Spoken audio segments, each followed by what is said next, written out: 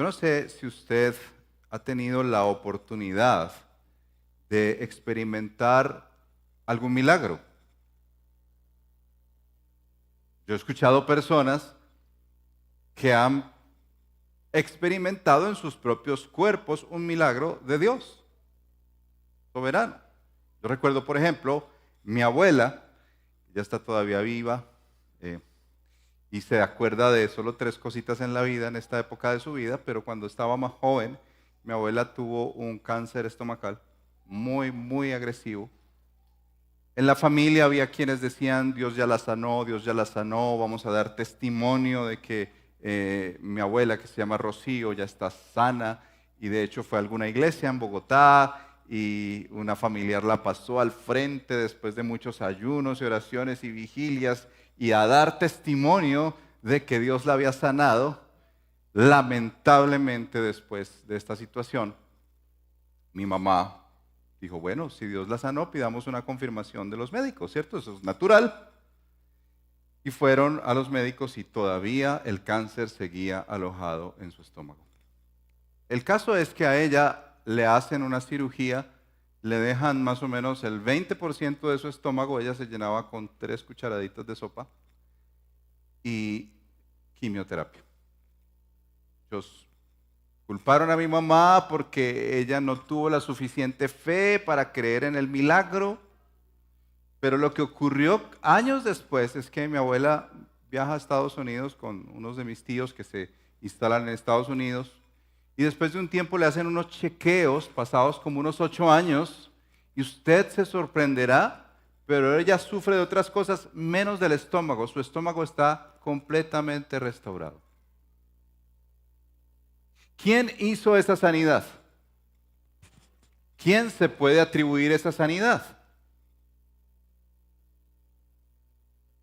Pero aún así, yo que he sido pastor por varios años en esta iglesia y he escuchado de personas que han venido pidiendo una intervención milagrosa en su cuerpo, pidiendo que Dios sane. Yo recuerdo una hermana de la iglesia pidiendo por su hermano que le había dado un cáncer en el cerebro y aún él llegó a venir alguna vez acá a la iglesia, le sacan ese cáncer increíble, un tumor cerebral. Se sana. Pero ustedes creerían que la persona no ha entregado su vida a Cristo.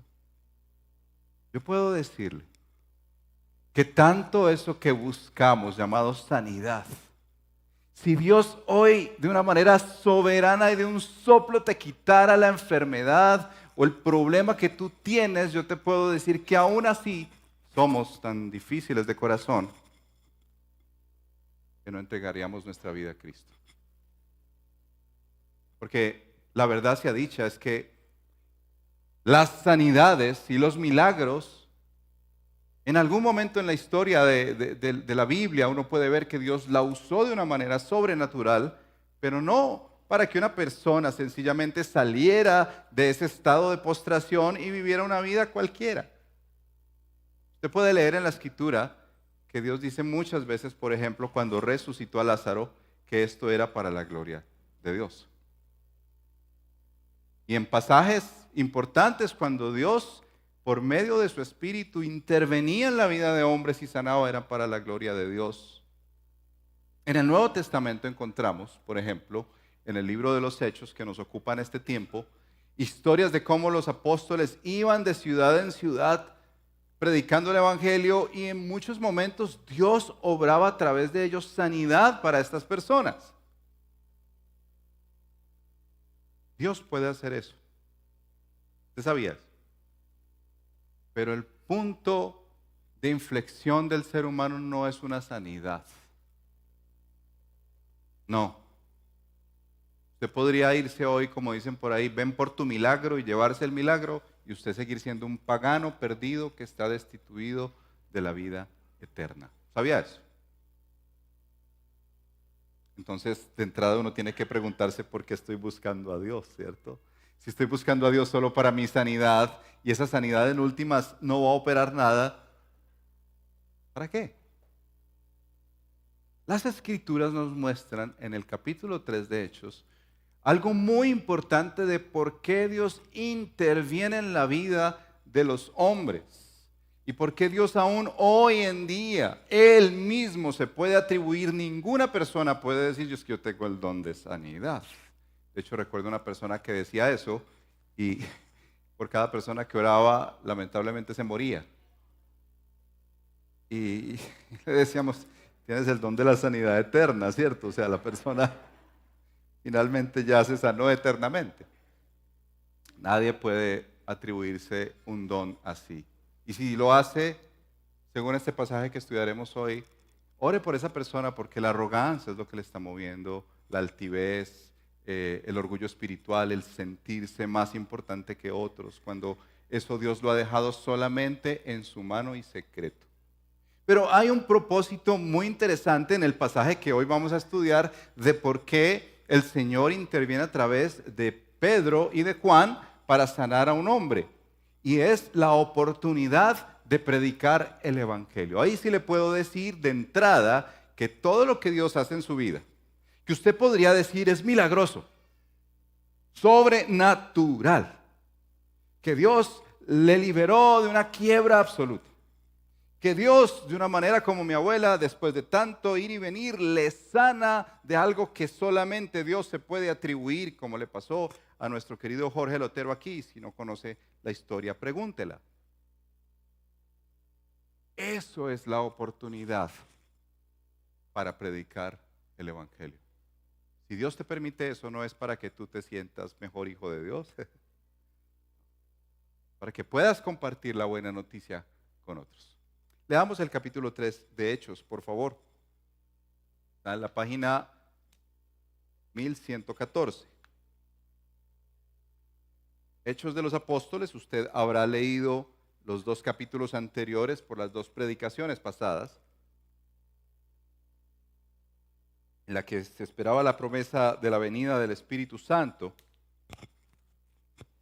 Y efectivamente en el capítulo 2, Pastor Juan José predicaba la semana pasada cómo el Espíritu Santo vino con poder trayendo una nueva comunidad, así termina el capítulo 2, una nueva comunidad que se dedicaban a partir el pan, se dedicaban a la oración, se dedicaban a tomar la cena del Señor cuando se reunían y a mantenerse firmes en la enseñanza apostólica. Aquí el capítulo 3 se abre con Pedro y Juan. Leamos juntos la primera parte hasta el verso 10. Cierto día, Pedro y Juan subían al templo a la hora novena y la hora de la oración. Y había un hombre cojo desde su nacimiento al que llevaban y ponían diariamente a la puerta del templo llamada la Hermosa, para que pidiera limosna a los que entraban al templo. Este, viendo a Pedro y a Juan que iban a entrar al templo, les pedía limosna. Entonces Pedro, junto con Juan, fijando su vista en él, le dijo: míranos.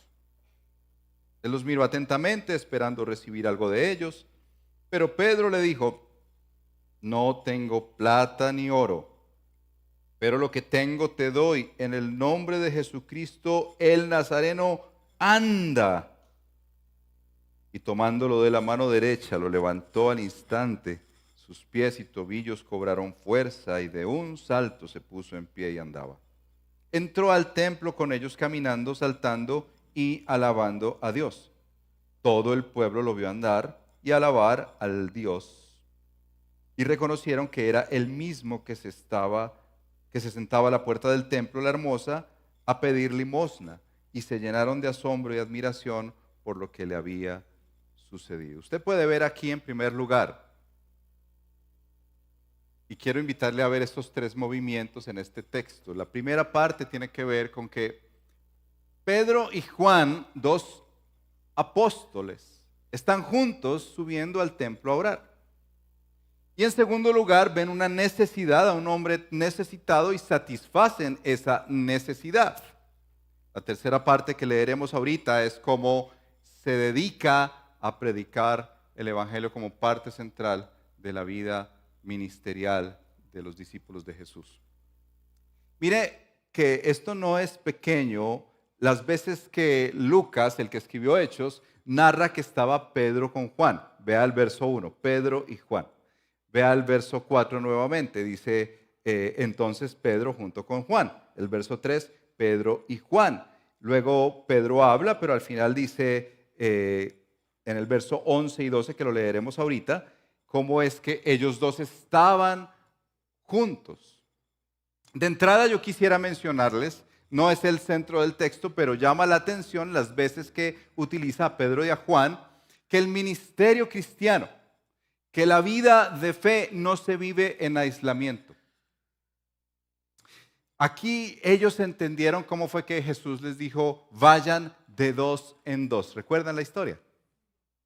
Una tendencia muy común de nuestra época de vivir en aislamiento, independientes de los demás, por las razones que sean, saben menos, saben más, no me gusta abrir mi vida, la ropa sucia se lava en casa, todo lo que sea. Pero la Escritura fuerza una y otra vez a que la vida de fe se vive en comunidad y en este caso el ministerio se vive en equipo.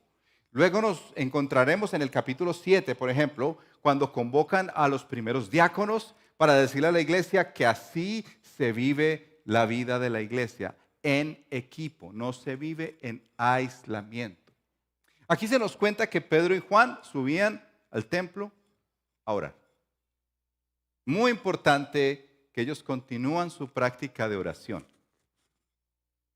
Esto es muy trascendental para los discípulos de Jesús, la oración. Ellos entendieron que esa nueva comunidad se dedicaba a orar. Subían al templo a orar y se encuentran con esta situación. Un hombre tirado, si usted lee el texto, verá esos detalles que utiliza Lucas, que era un hombre cojo, ¿desde cuándo? A ver, mamás, ¿ustedes se imaginan qué es tener un hijo lisiado?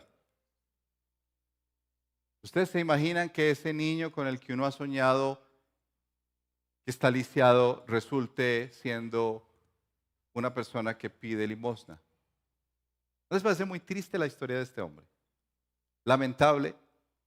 De hecho, algunos autores hacen pensar que tal vez este hombre habría escuchado acerca de Jesús antes, porque habían pasado solamente algunos meses de la muerte de Jesús. Y también que Jesús no le haya sanado cuando él estaba por ahí, que pasaba por Jerusalén. Seguramente cuántas veces Jesús entró al templo, no solamente a orar, sino a compartir las Escrituras.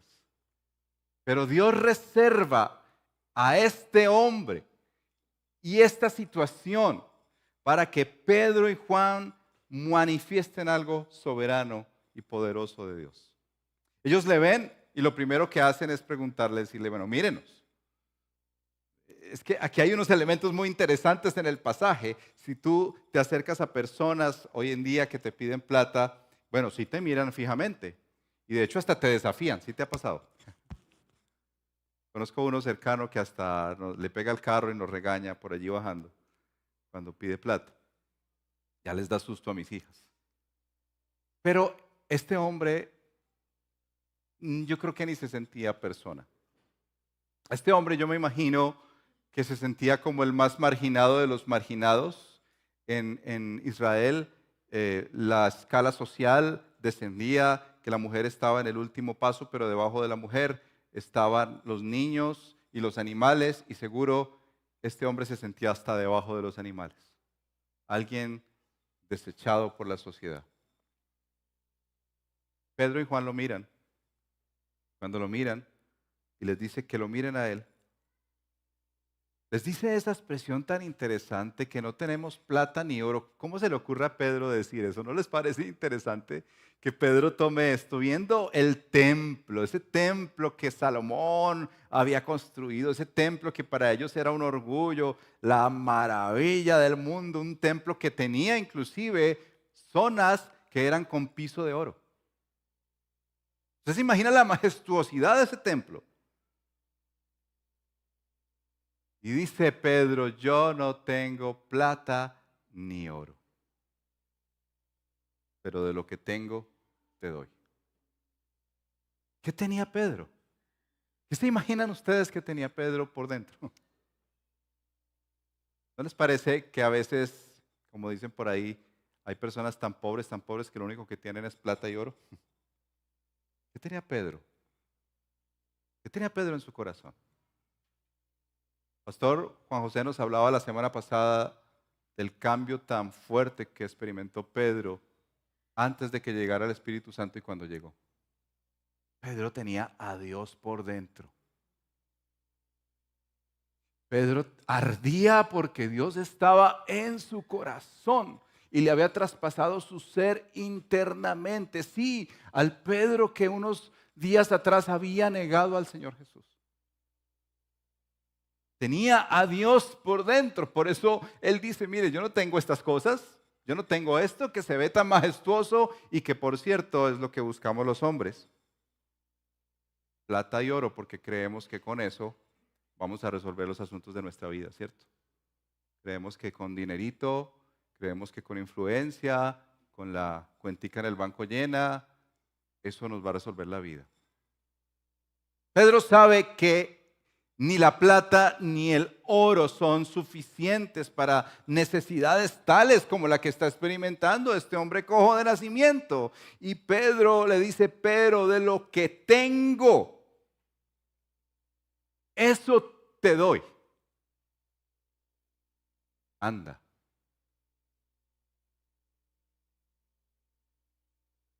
Y lo que sorprende es que tomándolo de la mano derecha, lo levanta y este hombre empieza, se dieron cuenta en el texto que dice, a caminar, a saltar y a alabar a Dios. Qué precioso momento para ver de una persona que ha sido tocada por Dios y que Dios le ha liberado y le ha llegado a su necesidad tan profunda físicamente que se levanta y dedica la alabanza y la adoración a Dios. ¿Te imaginas cantando Dios poderoso? Tú gobiernas con poder. Gritando y alabando al Señor. Y todos los demás alrededor, claro, se llenan de asombro, como si alguien viniera aquí paralítico, Dios lo sana, todos quedaríamos como, Dios mío. Para los que de pronto no saben quién es Jorge Lotero, un hermano de la iglesia que un día tuvo un problema cerebral, diagnosticado como que había perdido su materia gris cerebral, un día el Señor lo despierta. Una Semana Santa el Señor lo despierta. Sí, para los que conocen la historia, inusualmente lo despertó con el himno del equipo Atlético Nacional. Ya que Dios usa cosas raras. Y él ha venido acá y se ha parado y ha caminado y ha cantado las canciones nuestras.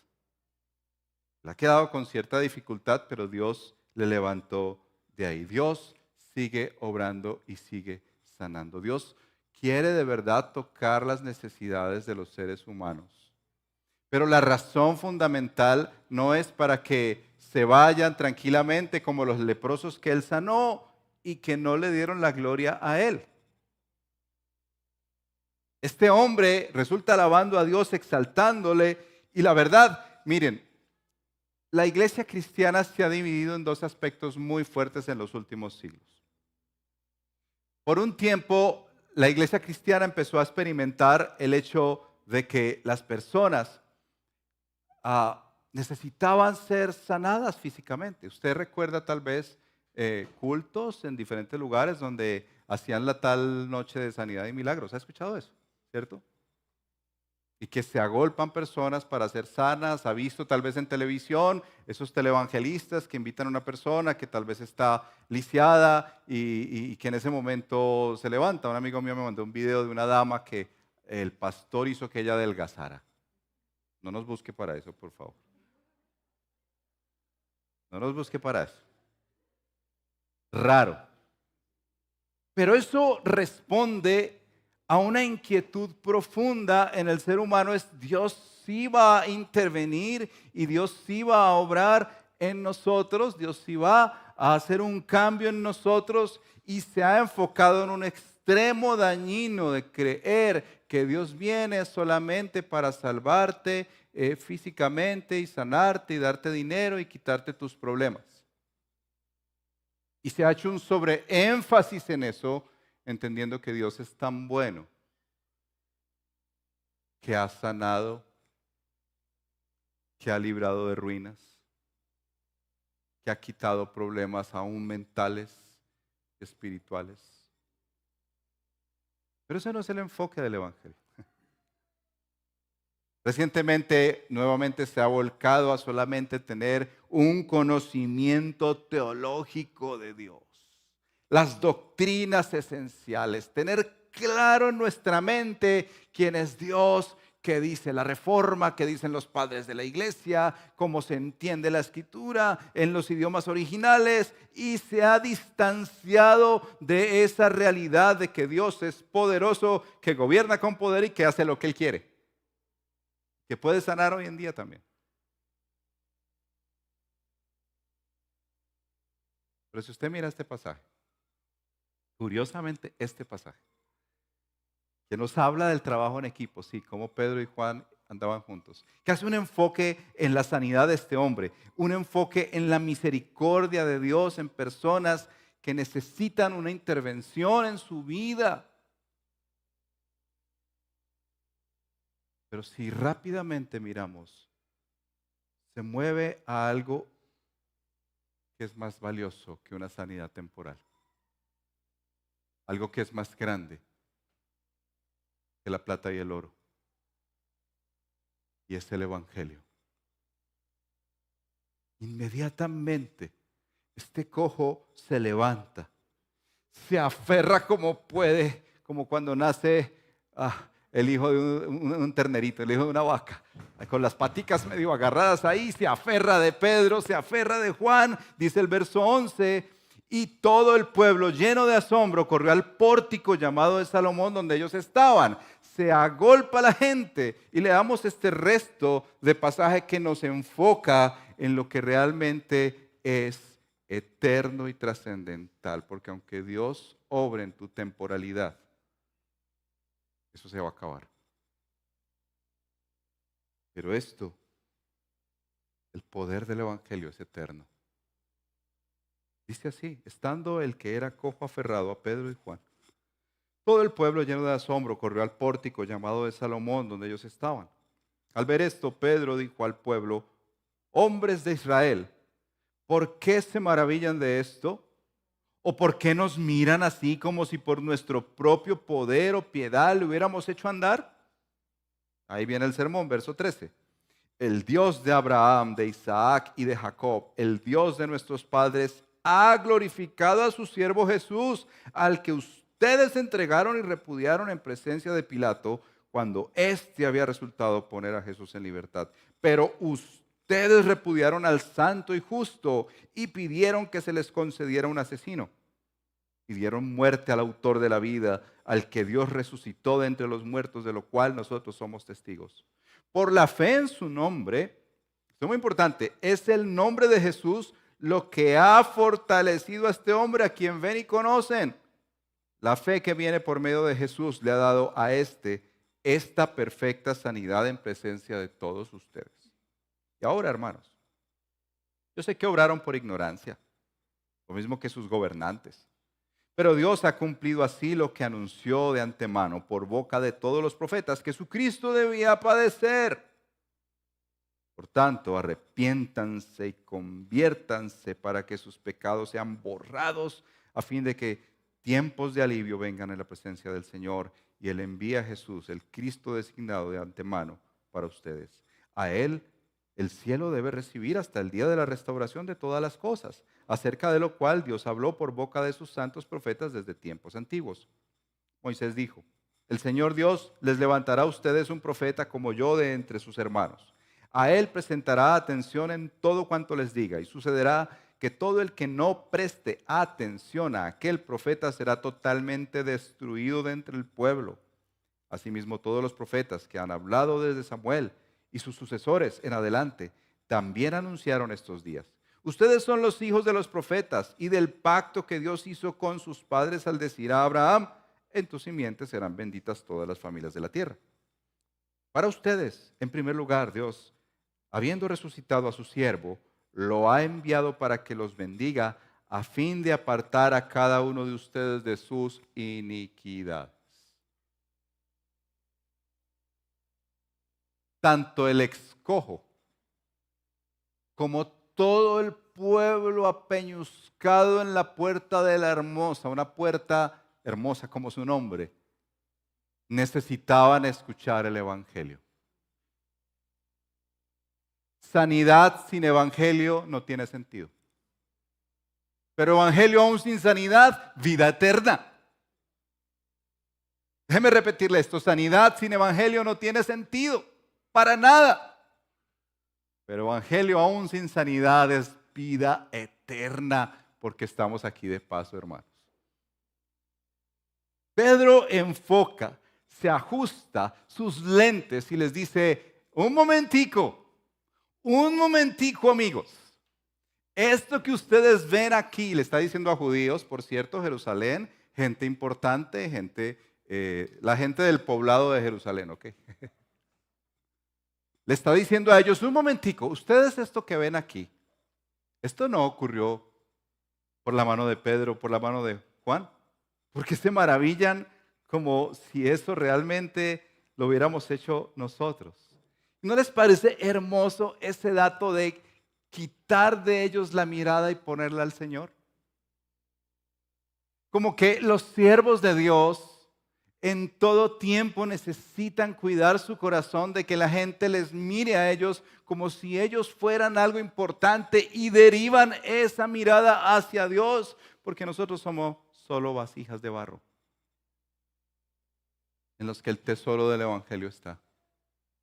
Y que si Dios ha hecho algo a través de ti, recuérdate esto, siervo inútil. Recuérdate esto, no te puedes llevar ni un centímetro de la gloria de Dios. Necesitas dirigir la mirada al Señor. Al ver esto, Pedro, vamos a organizar esto primero. Nosotros no hicimos nada. Este hombre estaba tiradito, ahora está brincando y adorando. Nosotros no hicimos nada. Qué bien le hace eso a nuestras almas orgullosas. Nuestras almas que les gusta el aplauso, que les gusta que aparezca el nombre, que les digan, pero pastor, yo he sido el que he dado. Pastor, pero yo he sido el que he trabajado 30 años en esa iglesia. No, tú no eres nada. Yo no soy nada. Pedro y Juan tienen esa claridad del Espíritu Santo de decirles a ellos, nosotros no hicimos esto, nosotros sencillamente estábamos ahí, nuestro poder no fue, y empieza a enfocar el Evangelio. Y mira las partes del Evangelio porque te van a servir a ti para predicar el Evangelio a tus hijos, para predicarle el Evangelio a tus compañeros de trabajo, sí, predicar el Evangelio a tu familia en general y a otros alrededor donde te los encuentres. Mira cómo es que aquí Pedro articula el Evangelio. Pero antes de entrar en ese detalle, déjenme decirles que hay un problema con la predicación hoy en día. Quiero ser muy franco con ustedes porque como su pastor, me preocupa el alto número de cristianos que creen vivir su fe con YouTube. Aún las buenas predicaciones del pastor Federico, las buenas predicaciones del pastor Juan José, las mías si usted quiere, nunca reemplazan la palabra de Dios. Pero si nos vamos más allá, me preocupa el alto número de cristianos que recibe y bebe de cualquier fuente de lo que se encuentra en internet y empieza a distorsionar su visión del evangelio, su mirada de qué es realmente el evangelio. Hace unas semanas hicimos un retiro espiritual para preguntarle a 53 personas qué es el evangelio.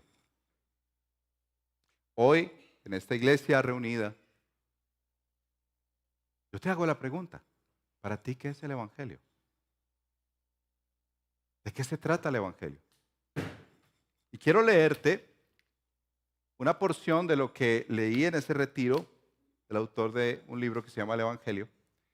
A ver si haya sentido esto para nosotros hoy antes de entrar en las maneras en las que Pedro nos presenta el Evangelio acá.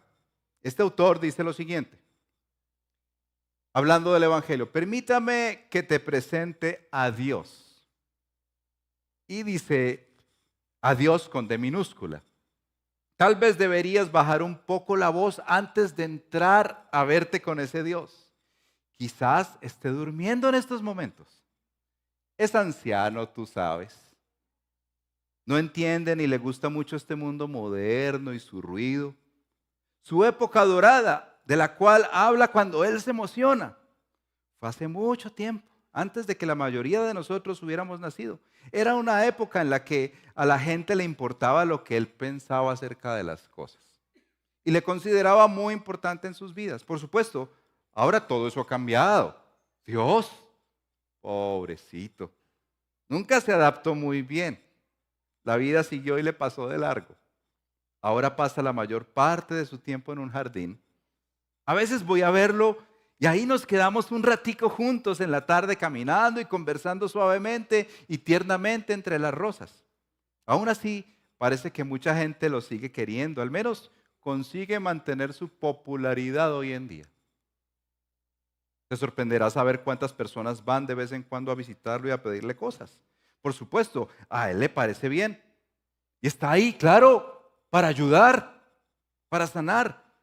Menos mal que toda la amargura que lees a veces en esos libros viejos del Antiguo Testamento, tú sabes, como cuando hizo que la tierra se tragara a la gente, como cuando hizo llover fuego en las ciudades, a esa clase de cosas, todo eso parece haber desaparecido con su vejez. Ahora no, ahora solo es un buen amigo, que no necesita de mucha atención, con el que es fácil hablar, especialmente porque casi nunca nos responde y cuando lo hace es normalmente para decirme a través de alguna extraña señal, ay, que él está de acuerdo con lo que sea que yo haga. Ese es el mejor amigo que tú puedes tener, ¿verdad? Pero, ¿sabes qué es lo mejor acerca de él?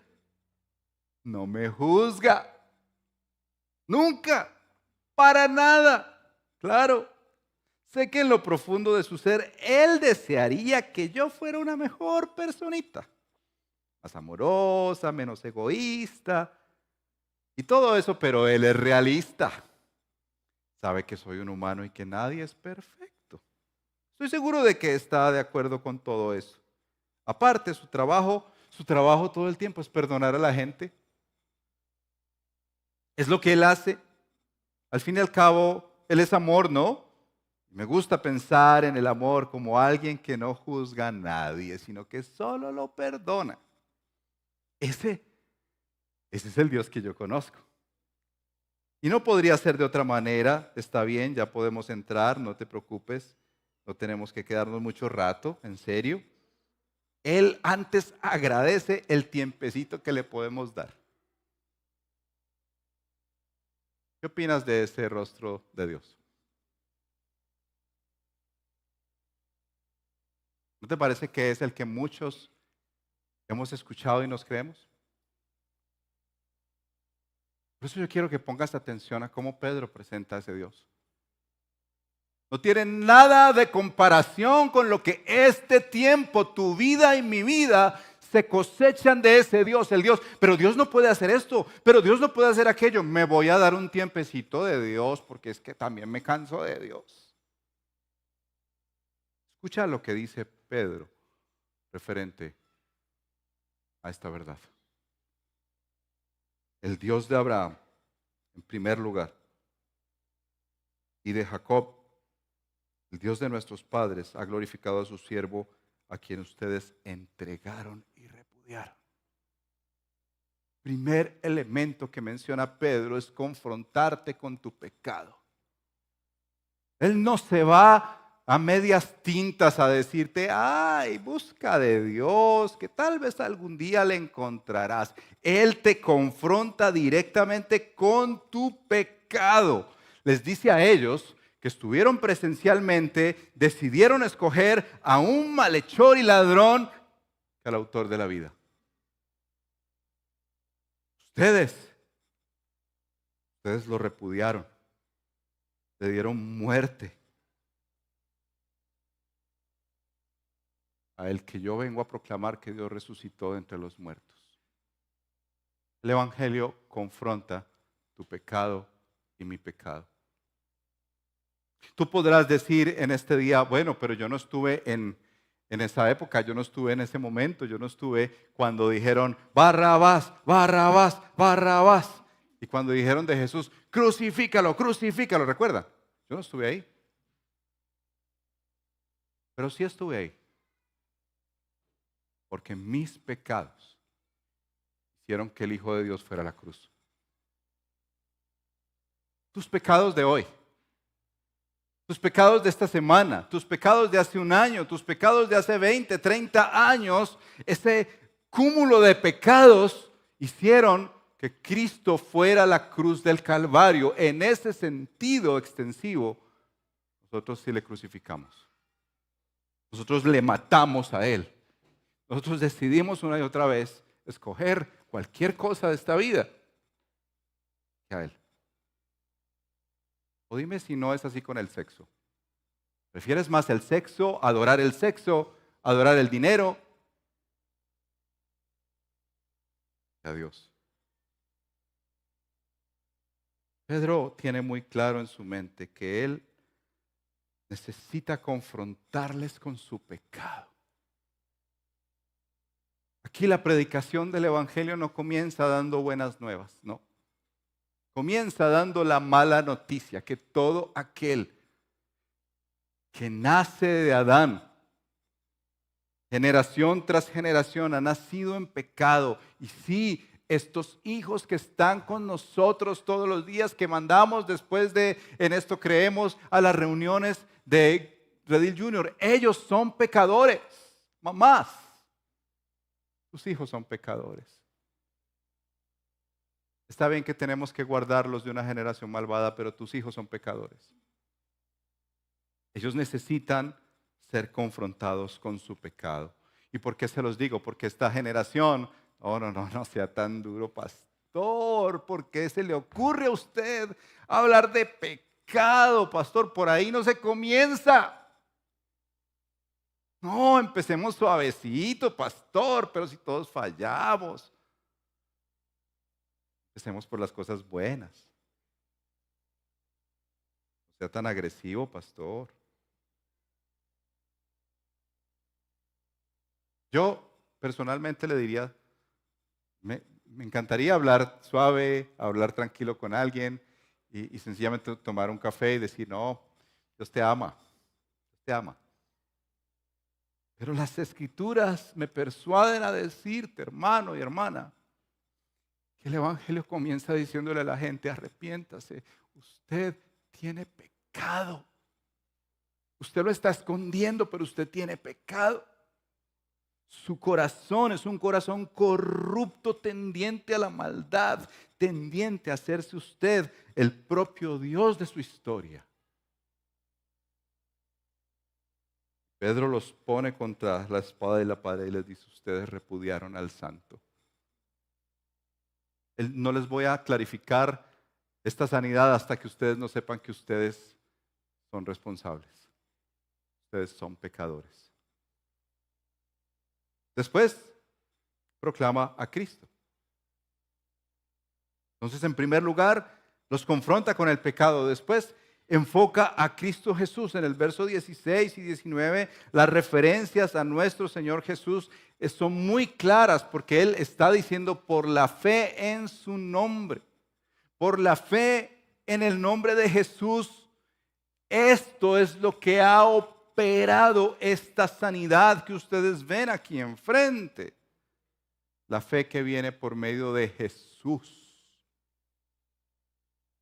Esto es supremamente central en el Evangelio. Si ustedes no hablan acerca de la obra de Cristo Jesús en su nacimiento, en su muerte, en su resurrección y en su segunda venida, está hablando de otra cosa menos del Dios de la Biblia.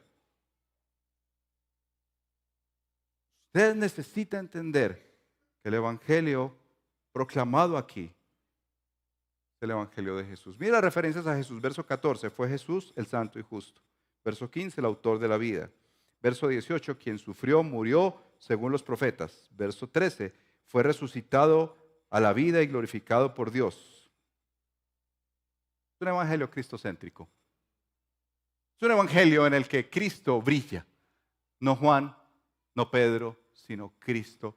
Ni siquiera la sanidad, ahí se menciona. Esto que ustedes ven acá, este hombre que finalmente pudo caminar, sí, pero fue por Cristo, otra vez mirando a Cristo y apuntando a nuestro Señor Jesús, el autor y consumador de nuestra fe. Es el que se proclama.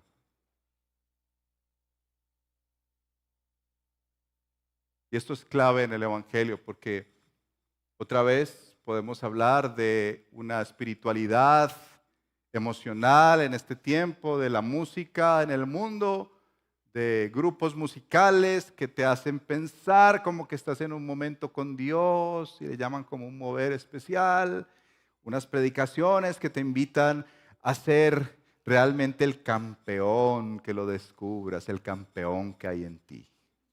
Realmente la iglesia es para que tú descubras el campeón que hay en ti. Pero la Biblia enfoca a Cristo y a este crucificado y glorificado, exaltado. Es muy interesante esta mención que hace Pedro. Pon atención al verso 17, que dice, y ahora hermanos, los llama hermanos. No se distancia de ellos. Ahora, hermanos, yo sé que obraron por ignorancia. Mira la conexión tan sensible de Pedro con ellos. ¿Por qué?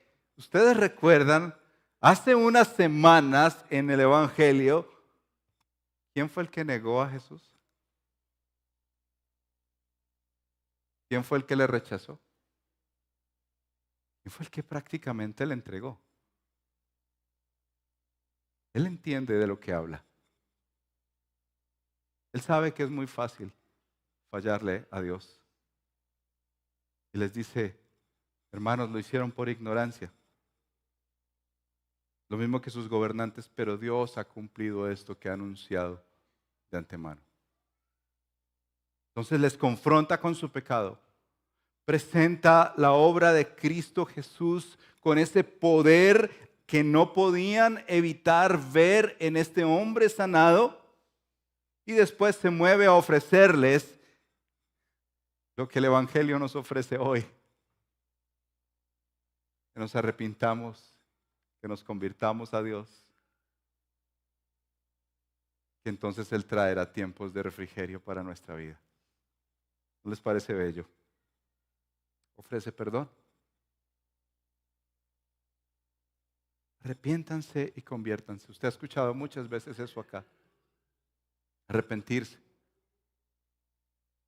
Reconocer delante de Dios mis faltas y cambiar mi vida de ir hacia la maldad, hacia el infierno, y por la gracia de Dios tornarlo completamente, no solo nuestra mente, sino nuestros actos. Cuando le decimos al Señor, perdona mis pecados. Tengo una preocupación, hermanos, y es con nuestros hijos y nietos, que están creciendo con nosotros. Y que tal vez estos chicos que están creciendo con nosotros, ellos piensan que son cristianos porque vienen los domingos a la iglesia, o porque van a un campamento de niños, de jóvenes, o porque en las noches los papás les leen pildoritas de la Biblia. Pero tal vez ellos han crecido con nosotros y nunca han escuchado el Evangelio. Nunca han escuchado del Señor Todopoderoso que vino a crear al ser humano, y que ese humano falló, ese humano cayó, ese humano se alejó de Dios, ese humano quebró su relación con Dios, y que Cristo Jesús vino a restaurar esa relación, pero que es solamente para aquellos que se arrepienten de sus pecados y confían en Jesús como su Señor y Salvador. Ten cuidado con eso. Las iglesias cristianas se están llenando de mucha gente que cree entender el Evangelio y conocerlo. Y por eso Pedro es tan claro acá para explicarles, por el Espíritu Santo, que el componente que nos corresponde a nosotros, volitivo por la gracia de Dios, es arrepentimiento y decidir creer en Jesús como el Señor y Salvador de nuestras vidas. Chicos, hablen con sus papás. Si ellos no les han hablado del Evangelio, jóvenes, hablen con sus pastores, con siervos de la iglesia. Corran y díganles, yo necesito entender el Evangelio. Porque la verdad es que tú puedes estar aquí, sería terrible, terrible. ¿No les parece llegar al cielo y decir, pero cómo así si ese muchacho se congregaba con nosotros? No seamos livianos con eso, papás. Pero también debo reconocer que de pronto es que los papás no han entendido el Evangelio. Han adoptado una cultura cristiana. ¿Sí? ¿Se puede decir así? Han adoptado unas prácticas cristianas de asistir a un lugar, de hacer cositas, de pronto decidir venir, no venir, hacer, no hacer, me meto aquí, me meto allá, es cierto, como escojo, pero no ha habido un encuentro real con Jesús. Y un encuentro real con Jesús comienza con arrepentirme de mis pecados, llorar esos pecados amargos y el más grande, que yo mismo por mis pecados llevé a Cristo a la cruz. Tú por tus pecados llevaste a Cristo a la cruz del Calvario. ¿No hubiéramos sido mejor que esos hombres que estuvieron allá? Pero también el Evangelio me invita a confiar, a creer, a convertirme hacia el Señor y descansar en Él, no confiar en mí, ni en mi buen razonamiento, ni en mi lógica, ni en la manera en que crío mis hijos, ni en la manera en que llevo mi hogar, ni en la manera en que llevo mis finanzas y mi trabajo y lo que hago en esta sociedad. Empiezo a confiar en Él, no en mí. Yo me voy a fallar, todos vamos a fallarnos, excepto Jesús. Él nunca te va a fallar. Arrepiéntete y conviértete y cree en Jesús para que tus pecados sean borrados. ¿No les parece qué hermoso que un pecado que lo lleva a uno a vivir agachado por la culpa, ni siquiera cojo, lisiado por completo, en un momento de arrepentimiento y fe por la obra soberana de ese Dios, Él me libera de tal manera que ya siento una conciencia limpia? ¿Tú has sentido una conciencia limpia? ¿Tú has podido experimentar esa limpieza preciosa en la que tú miras a una joven y no la miras como un vil pecador? ¿O un hombre? Él borra nuestros pecados. Es el testimonio apostólico de Pedro. Él borra nuestros pecados y envía tiempos de refrigerio de parte de la presencia de Dios. La última parte del mensaje de Pedro, me gusta mucho cómo él contextualiza su mensaje a los oyentes, porque eran judíos, ellos sabían quién era Moisés. Ellos sabían quién era Samuel, quién era Abraham. Ellos tenían clarito aquí en su mente, tenían tallado quién era Moisés. Ellos sabían cuál era la ley de Moisés. Ellos sabían quién era este gran hombre bíblico Samuel y quién era Abraham y todo lo que Dios había prometido y que se cumplía en Jesús. Todo ese Antiguo Testamento que se cumple en Jesús. Para terminar enfocándoles, mira, todo se trata de Cristo.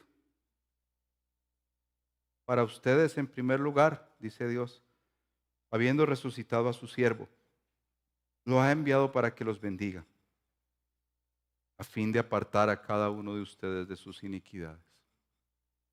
Esa es la obra de Cristo todos los días para el creyente.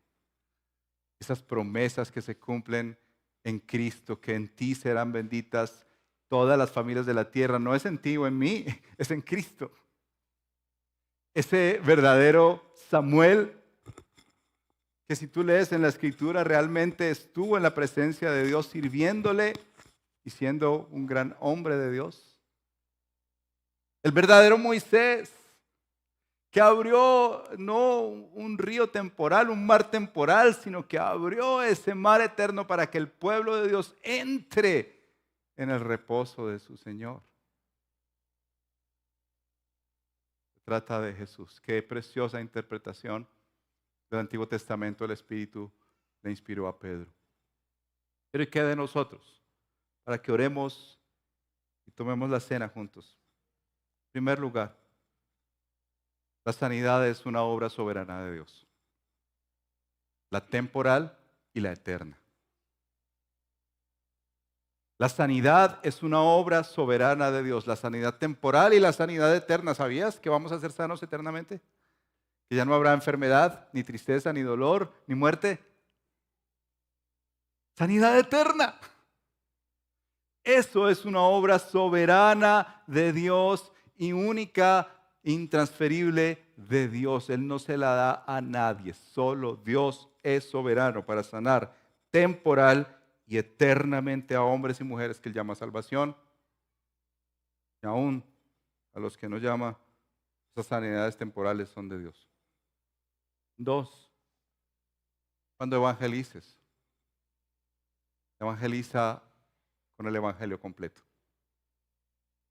No les digas busque de Dios. No les des un video de YouTube, por favor. Si Pedro dijo de lo que tengo te doy, es que por sus venas corría el evangelio.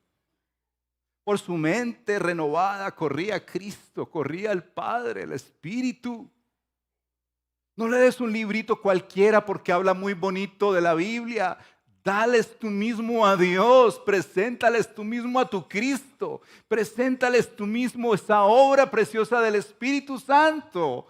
No le des sencillamente ruticas, atajitos para llegar a Dios. Dales a Dios mismo. La palabra tiene autoridad, el Evangelio tiene poder y Cristo es soberano sobre todo. Evangeliza a tus hijos con todo el Evangelio. Les dejé mi preocupación pastoral, no para que vengas el 31 de agosto aquí en la noche para escuchar solamente, sino para que tú mismo, tú misma, te tomes las riendas y tú les prediques el Evangelio a tus hijos. Eres tú y solamente tú quien puedes hablarles de ese Señor y Salvador que cambió tu vida y te transformó. Pero, en tercer lugar, y con esto nos vamos para la cena, queda el Evangelio y tú. Queda el Evangelio y tu vida. Quiero ser honesto, hermanos. El desánimo, la lejanía, la pereza espiritual viene porque tú estás sencillamente escuchando pastores en YouTube. Muy buenos, amén. Amo a Miguel Núñez, lo considero un amigo. Sujel Michelén. Le puedo sumar la galería de hombres de los cuales los 3 de aquí estamos de último. Pero ellos no murieron por ti. Libros preciosos de la Escritura que nosotros mismos recomendamos, ellos no son el reemplazo. Podcast, TikTok de cristianos. Nada de eso realmente te va a hacer crecer y mantenerte como el apóstol Pedro, vivo, vibrante en el Evangelio, como tu relación cercana con aquel que se llama Cristo Jesús. Nada, absolutamente nada la puede cambiar. Puedes ir a seminarios, presentarnos postdoctorados en teología. Pero sabremos si tú realmente conoces a Jesús o no. Pero sabremos si realmente el Evangelio ha sido poder de Dios para ti, para mí. Para transformar tu vida y mi vida. Si realmente estás conociendo al Dios de la Biblia, tú dices, yo no estoy de acuerdo con esto, yo no estoy de acuerdo con ello. Antes de eso, entra a la Escritura. Mira la palabra de Dios. Porque si ahí está, tu pelea no es conmigo. Y tú lo sabes. Si ahí está tu pelea es con Dios mismo. Eso te invito hoy. Que te confrontes con tu pecado. De buscar alternativas para estar con Dios. ¿Sabes por qué he dejado de enviar el mensajito diario? Es verdad. Ha habido mucho trabajo. Pero yo no quiero que tú te conectes conmigo. Que te conectes con Dios. Yo no quiero que tú digas que hiciste el devocional porque leíste 3 líneas que yo te mandé. Yo no quiero que tú pienses que haces devocional porque el redil de estadio hace el devocional en casa o porque la iglesia tal tiene el excelente predicador, porque tú mismo, tú misma conoces al autor de la vida, aquel que Dios destinó como su hijo, aquel que le llamó para que viniera y muriera en la cruz del Calvario, se cumplieran sus promesas, resucitara por ti y que vuelve, como dice la Escritura, por un pueblo que le ama a Él. No que ama solamente los efectos y los productos de su obra. Le ama a Él. Y que hermanos, si vamos a tomar la cena hoy juntos, realmente es porque tú le conoces. Es un contrasentido venir a una mesa de alguien que murió hace 2000 años por ti, solo como si fuera algo religioso, porque me voy a sentir bien. De hecho, tengo que recordarte que solamente va aquel que ha entregado su vida a Cristo Jesús, como hemos escuchado hoy, en arrepentimiento y fe, confesando sus pecados delante de Dios y reconociendo que Él es el Señor y Salvador, diciendo en su corazón: yo soy un vil pecador, ten piedad de mí. Y pidiendo: Señor, tu gracia soberana, Señor, ven, sálvame porque voy para el infierno. Ahí yo puedo ir a la mesa y decir: Señor, yo quiero remembrar tu obra. Quiero remembrar tu poder en mi vida, el día que me cambiaste de ser un pecador, enorgullecido pecador, un humilde hombre que necesita a su Señor y Salvador. Si es así, que vas a ir a la mesa hoy, ponte de pie. Toma un momento para ponerte en paz con Dios, como dice la Escritura, cada uno se examine.